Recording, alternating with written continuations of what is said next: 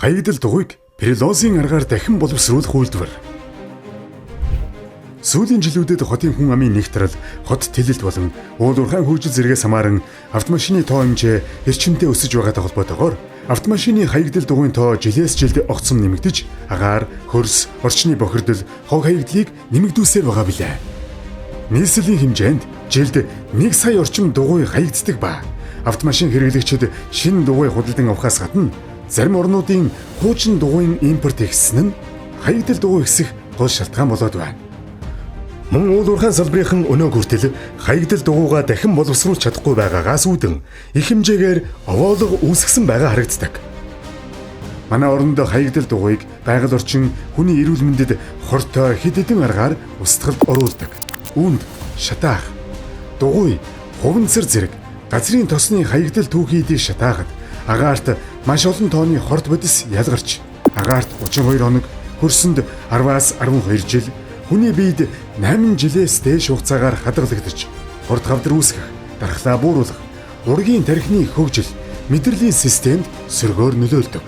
Дугуйны утаан нүүрснийхтэй харьцуулахад 407 дахин их хром, 392 дахин их хар туглах, 1448 дахин их хүнцэл агуулдаг байна.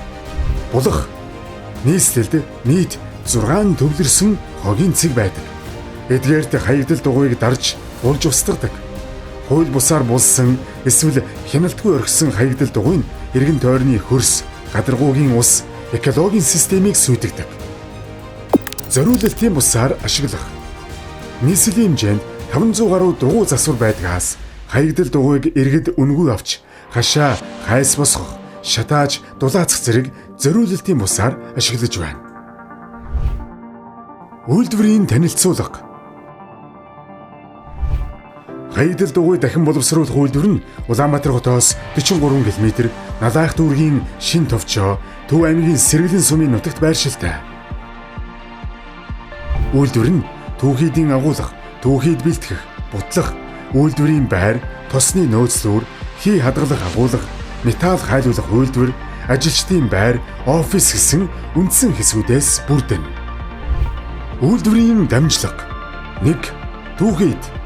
Улаанбаатар хотод өдөрт хаягдж байгаа 2000 гаруй суудлын автомашины дугуй болон уул уурхайн, тээврийн, хүнд даацын машин механизмын хаягдал дугуй нь үйлдвэрийн гол түүхийд болох бөгөөд хаягдал дугуйг үйлдвэрт зөөвөрлөж авчирна. Тээвэрлэн авчирсан хаягдал дугуйг пиролизийн реактор руу оруулахаас өмнө жижиг хэмжээтэй болгон урьдчилан боловсруулж бутлана.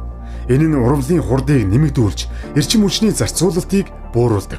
Жижиг хэмжээтэй болгон урьдчилан боловсруулсан түүхийдийг пиролизийн реактор руу оруулна. Пиролизийн реакторыг тодорхой температурт халаахад түүхийд нь химийн урвалд орсноор нефтийн хий үүсэх ба хөргөлтийн системээр дамжин газрын тос болон тосны савнд орно. Конденсацийн процессын явцад конденсацлах боломжгүй шатамхай хийг сүүлчийн хий цэвэрлэх системээр цэвэрлсэний дараа буцаагаад пиролизийн реакторыг халаахад ашиглана. Пиролизийн урвалын дараа реактор дахь ган үндэс болон нүүрс төрөгчийн харыг шураг дамжуулагчаар цуглуулж авна. Эцсийн бүтээгдэхүүн. Мазут түлш. Мазут ГОСТ 10585 33 стандартын мазутын төрөлд багтах мазутаас өндөр илчлэгтэй уг бүтээгдэхүүнийг Улаанбаатар хотыг тойрсон үйлдвэрүүдийн уурын зугууд ашигласнаар түүхийн нүүрс түлж буй дутуу шаталтаас үүсэх хөхөр агаарт хаягдахгүй ач холбогдолтой. Манай улсын томоохон үйлдвэрүүд, цахилгаан станцууд, импортоор мазут түлш авч ашигладаг. Үүнийг манай бүтээгдэхүүн бүрэн орлож чадах ба дотоодын хэрэгцээг бүрэн хангах боломжтой. Байгалийн хий дахин боловсруулах аргаар гарган авсан байгалийн хийг үйлдвэр өөрөө пиролиз процесст 100% ашиглана. Нүүрс төрөгчийн хар буюу карбон блак. Нүүрс төрөгчийн хар буюу карбон блак нь аморф нүүрс төрөгч, хөнгөн, сул, маш нарийн ширхэгтэй хар нунтаг юм. Үүнийг олон салбарт түүхийд эсвэл үндсэн орц болгон ашигладаг.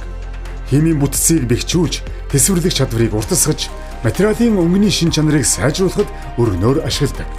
Жишээлбэл нүүрс төрөгчийн хар байхгүй бол дугуй 7 хоногийн л настай бүтээгдэхүүн байх байсан юм.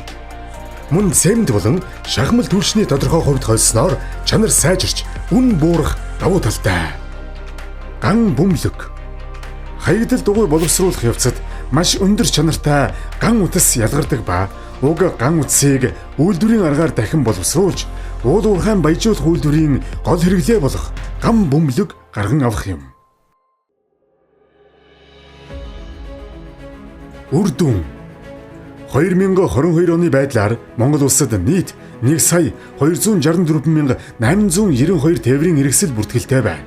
Үүнээс гарч байгаа хаягдал дугуйн 10-аас 20%-ийг л устгаж байгаа гэсэн судалгаа байдаг.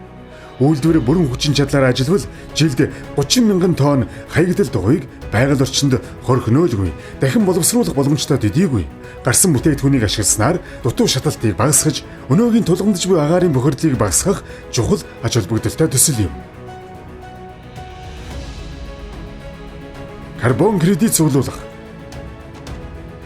Карбон кредит гэдэг нь 1 тонн нүүрс хүчлийн хийг агаар мандалд оруулаагүй хүлэмжийн хийн ялгарлыг бууруулсан олон улсын нэг жоноо юм.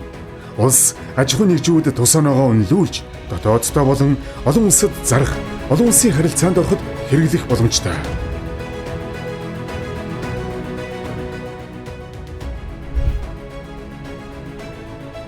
Үйлдвэр бүрэн ашиглалтанд орсноор 60-аас 300 ажлын байр шинээр бий болгох ба улсын хэмжээнд хуванцар, хаягдал дугуйн хог хаягдлын устгалд зарцуулах төсвийг бууруулах, хаягдлыг баялаг болгох байгаль орчин, эдийн засгийн инновац шингэсэн төсөл байх болно.